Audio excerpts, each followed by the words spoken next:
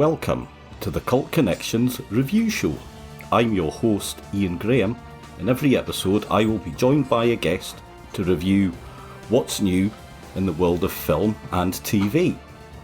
So whatever takes my fancy, hopefully takes your fancy too.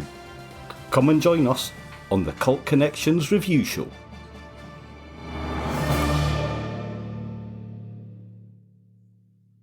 Hello everybody, welcome back. I am of course Ian, and I'm very good, thank you. Joined how you doing? by Nathan. How are you, Nathan?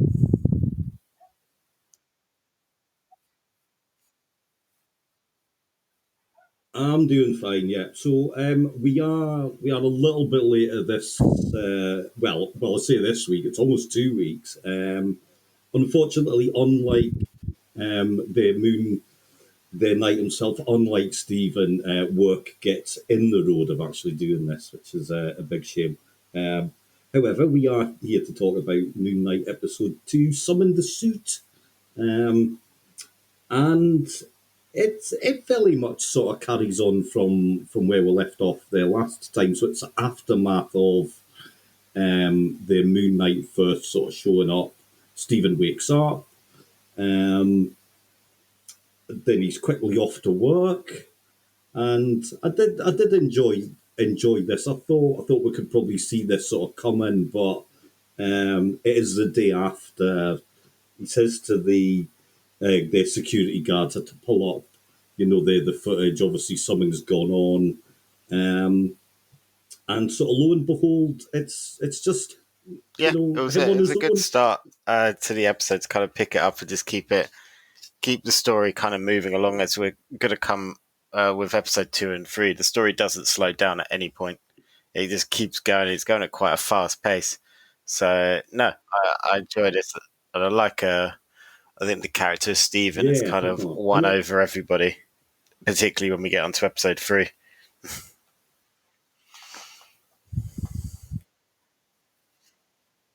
He's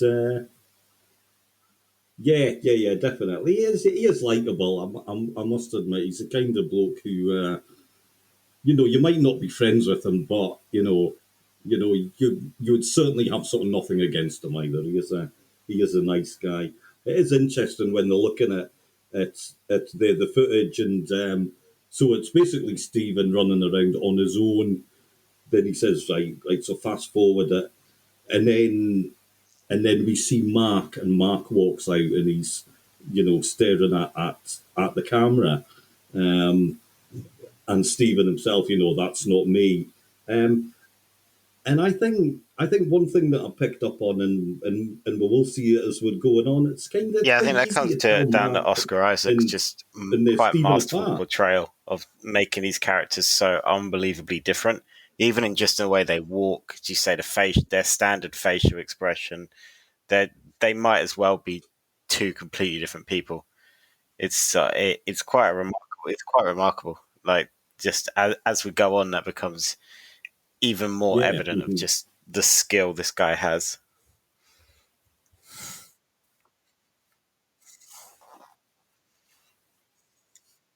Yeah, definitely. I think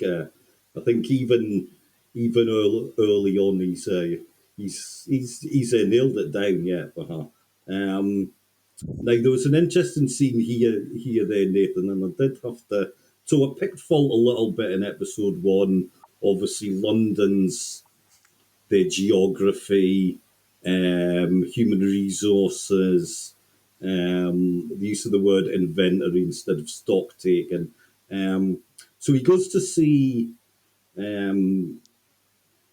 what looks like another their security guard. I don't know. I can't imagine this bloke Stephen's line their manager, but anyway, he looks like a security guard. He's certainly higher up. So basically, Stephen's been sacked in, I think, the nicest way that they can.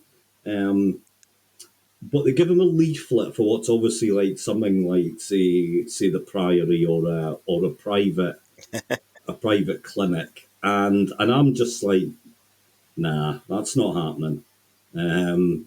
I can't imagine any sort of organisation. I know some sort of big businesses do offer health sort of benefits for their workforce, but I can't imagine he would be in line. Yeah.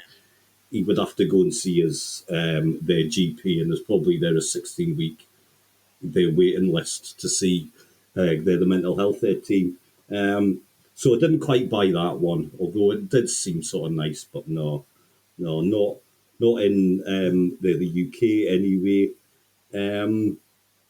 Next up, he sort of confides in the living the statue guy, who does actually kind of pull a face at the end when he's offloading everything that there happens there to him. No, I don't really think so. Kind of payoff I think given where the series ends up, because not to peel back the curtain too much, but we're recording this after episode 3, so we know where the show goes. So it's quite a different sort of take to when episode 1, when we were watching it, we're kind of no idea.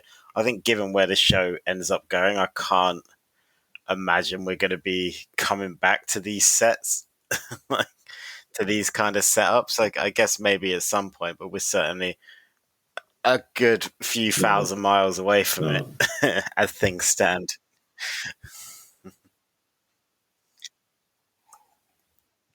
The thing is, you never know. You just don't know. So Stephen's been sacked. All he's got is this phone and the key. So he realizes it's a key for a storage, like this sort of unit. There he's standing outside one. Then we see him inside. It turns out he's gone round 5 before he finds the right one. I have a little bit of an issue with this, just by the size of the place. It's obviously fairly central in their London. I've got no idea. I've never been in these buildings, but I don't know where I used to live, we used to have one of those big yellow self-storage companies that you've probably seen about as well. That's probably quite a UK reference. I don't know if they're global at all. But I never went into it. Mm-hmm. But it was a massive building, so maybe that is what they look like on the inside. But I can't say I don't. Maybe I'll have to go do some research for the podcast. Yeah. Yeah.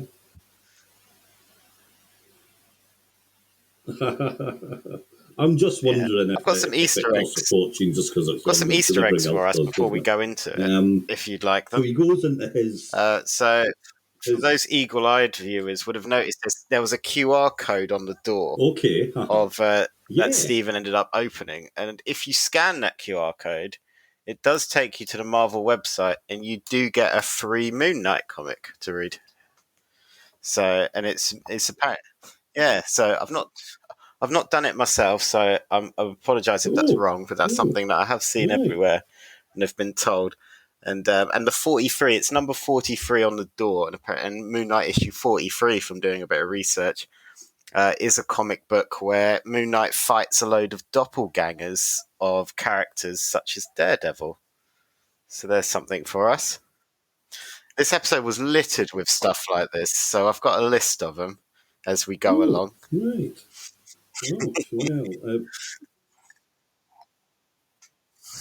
Oh, please do keep them coming. Okay, the good stuff. Well, we'll just stop them when they come up. So, brilliant. So he goes into his huge storage area. It's absolutely massive. It'll be bigger than a lot of the studio flats in their London. So, where they charge about their £5,000 a week, I would imagine, just to rent them. Anyway, that is it by the by. But anyway, so there's a bag, there's a gun in it, there's wads of their cash, there's plenty of cash, and there's a passport for Mark Spector. Yeah, we've only heard the word Mark so far. Is this the first time we actually get his full the passport name? Is correct, as in it is loyal to the comic books. In the comics, Mark is from Illinois, which is where the passport had. So they're keeping Mark Spector very sort of close to the comic books, the character so far. And I think that feeds into when we get into Layla's backstory as well. It feeds in very much to the origin of the character. And we did do a podcast before this series on the origin of Moon Knight. So go find that if you've not listened to it.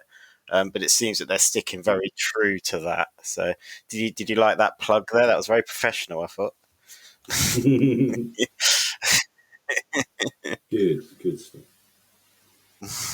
That was very smooth there, Nathan. There, more of that, please. So Mark himself actually turns up. He's in the reflections on the walls, and then the Khonshu turns up, and sort of terrorizes Stephen. He's not got to grips with who the Khonshu is again. Then he runs out of the building, and the Layla's there. She's turned up. So. And I did think, wow, swiftly moving on, very sort of quickly. So we next see them. They're on their Layla's their sort of motorbike, so they're travelling through their London back to Mark's. She mentions Mark's mum again. And I saw, or you're so she. So obviously at this point she thinks who we know as Stephen, and he's Stephen just now that this is Mark, and she says to Mark, "Oh, so you're talking again?" No, Layla is not a comic book character. So Layla, it seems to be. They seem to have basically renamed Moon Knight's character. An actual Moon Knight character, which is Marlene, and Marlene is Mark's wife in the comics. Now, I would imagine what's happened here is Marlene is not the most marketable name. So they've gone with something a little bit younger and a little bit kind of hipper, I would imagine, is what's happened here. But yeah, Marlene is Mark's wife in the comics, kind of has the same story as Layla, as we learn about her dad, who was an archaeologist. Again, if you've listened to that Moon Knight kind of introduction episode we did, you know that Marlene's dad was an archaeologist, and that's when Mark kind of died on that story. So Layla, I think, is probably just Marlene. Yeah, so it sounds. But Marlene.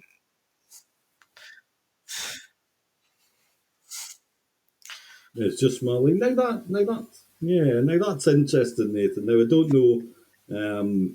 I don't know about you. You're a little bit younger than I am. So, however, the British listeners know fine well that if we're talking about characters called Marlene, then we are of course talking Boycie's wife, wasn't it? Marlene, yeah.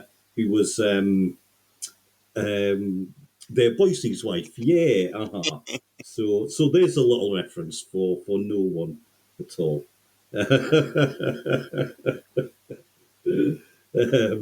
So they go back to Stephen's flat. She's like amazed about him. He's obviously studying. He can speak a bit of French. He's got all his their sort of Egyptian sort of history books. The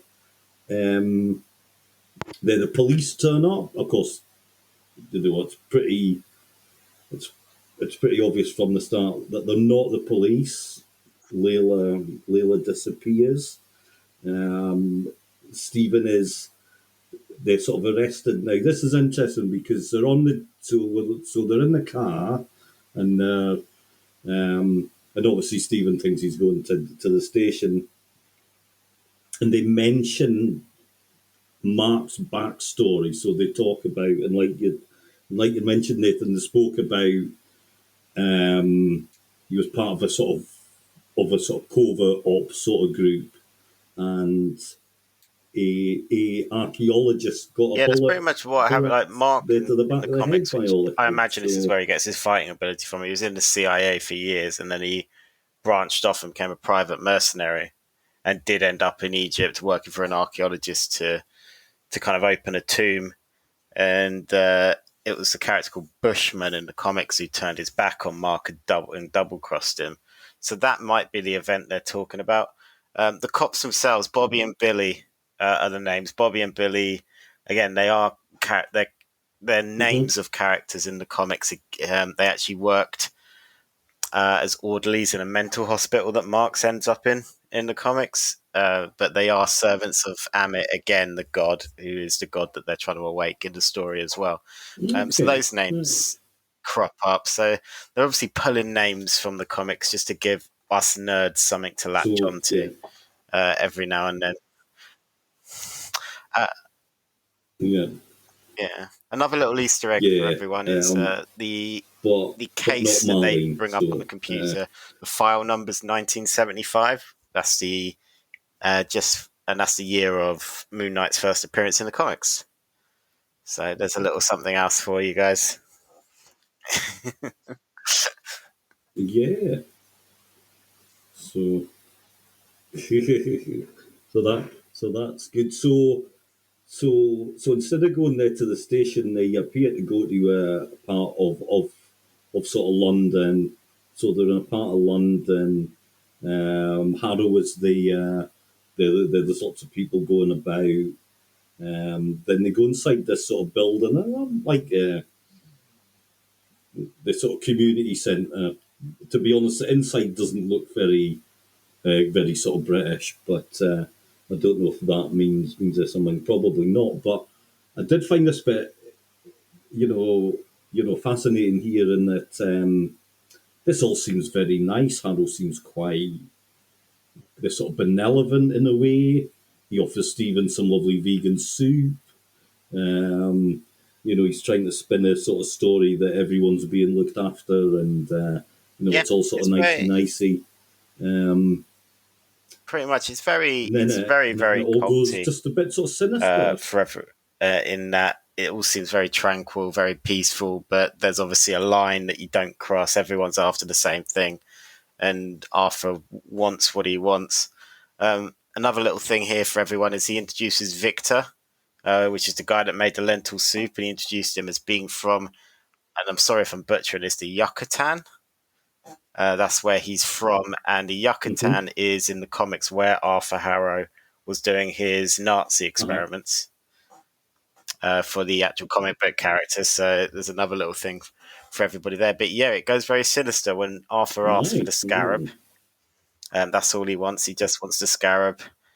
We don't know what the scarab's for yet, but we will find out very, very soon. But interestingly, Arthur knows that Khonshu is there, and he's very calm about it. And this is where we find out that Arthur's saying that he was Khonshu's former avatar, the Fist of Vengeance, which is a storyline from the comics. Again, he in the comics, Arthur Harrow isn't ever the Fist of Vengeance. I don't believe. I'm sorry if I'm wrong about that. But there we are.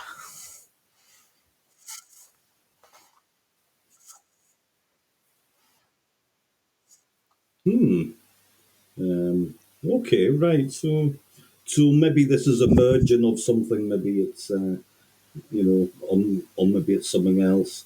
Although he does say at this point he wants to resurrect Amit, and then so they are pressurising Stephen for the scarab, and then there's a little bit of a chase. Layla turns up.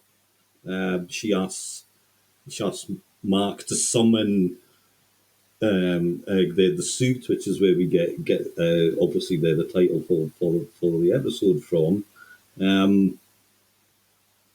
Stephen falls from the window and he becomes a Mr. Knight, and this is so this was I liked it. Was very sort of I thought it was pretty good. So what did you make of this bit? Mr. Knight, these suits looks good. It's very honest to the comic books.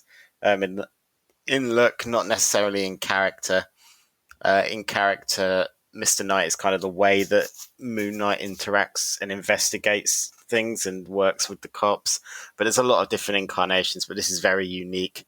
And I thought this bit was great. I thought it was a lot of fun. He does the superhero landing as well, which Marvel's sort of made quite a bit of an inside joke, kind of ever since. I guess Marvel didn't really do it first. It kind of came from Deadpool.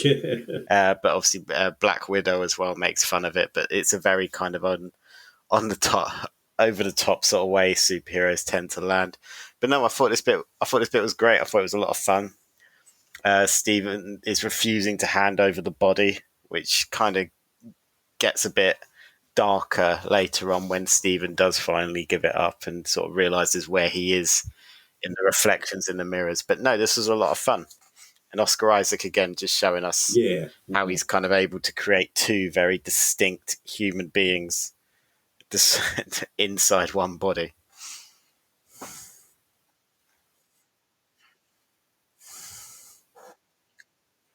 Yeah, yeah. So very much so. And then, so the Mr. Knight character, he fights the jackal. No, the no one else can see the jackal. It's so he interesting. just Layla there's can't some see it. funny lines from a passerby about him being a very fancy drunk person because Stephen's just dancing around doing the kind of put him up sort of thing.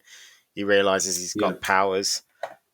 This is quite interesting as well, this scene, just with the bus behind him full of people, because we never really knew where this was in the timeline in everything. But on the bus, there is an advert for the GRC. And for those that don't know, that's the Global Repatriation Council. Sorry if I butchered that word. Which is the council for helping people returning from the blip. So in the Falcon and the Winter Soldier, that's what they're obviously on about with relocating the sort of extremist group and everyone being a bit annoyed. But that's the government side of it. So that tells us kind of where we're at still. We're post blip, everyone's back. I think that's really our first clue as to where we actually are in the timeline, is just that bus advert.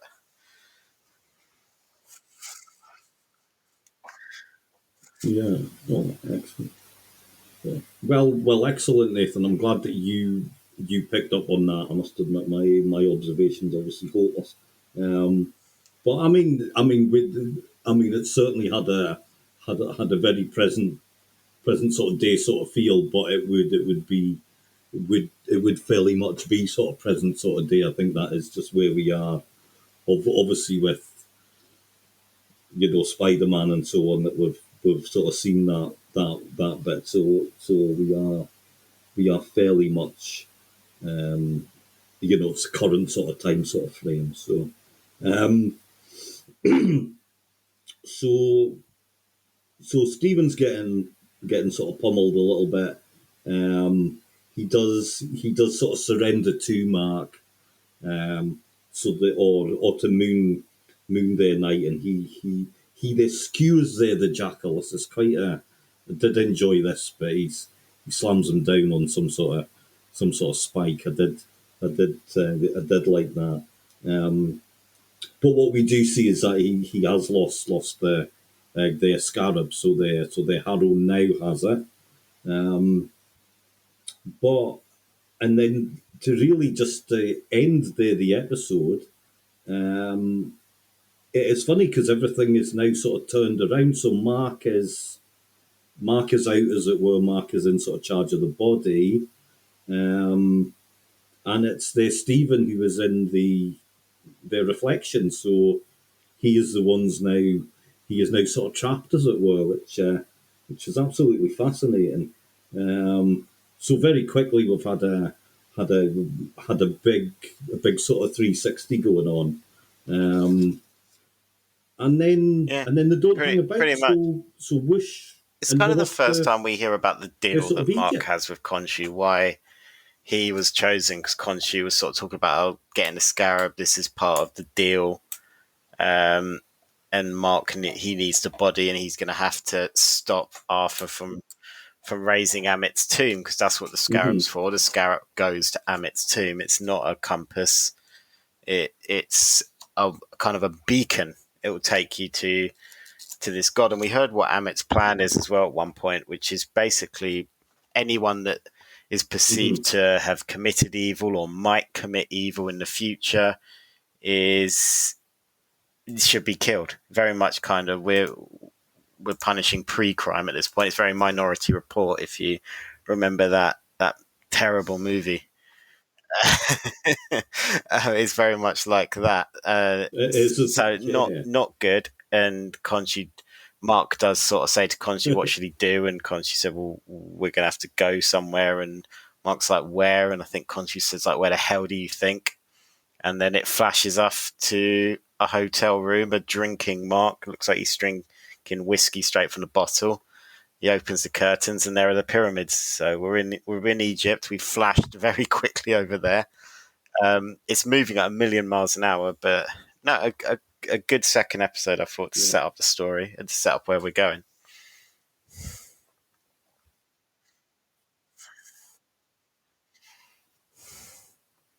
I did. Some, and just, I mean, I don't want to. I mean, I loved say One Division, but that took a good while, to kind of warm up in a way, you know.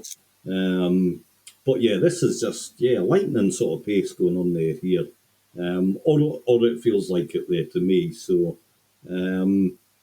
a good second episode. I enjoyed it. I enjoyed watching it more than once as well. This you know they sort of stood up a lot.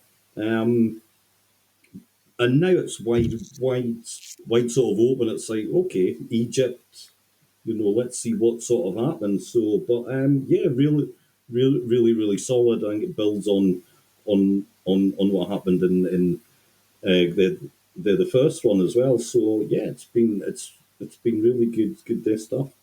Um, Yeah, so I'm pretty happy. so They say we're it's one moving at a really third in fast there, pace, Nathan. Are and you I happy think with how it's things setting are? up a really interesting character that's got a lot of sides to it. So it really depends where the character ends up to where he's going to fit into the wider MCU, or if he ever will. Maybe he won't. Yeah. Mm-hmm. Maybe he'll be his own thing. But it's been an interesting start. It's a good start, and yeah, we've got a long way to go yet.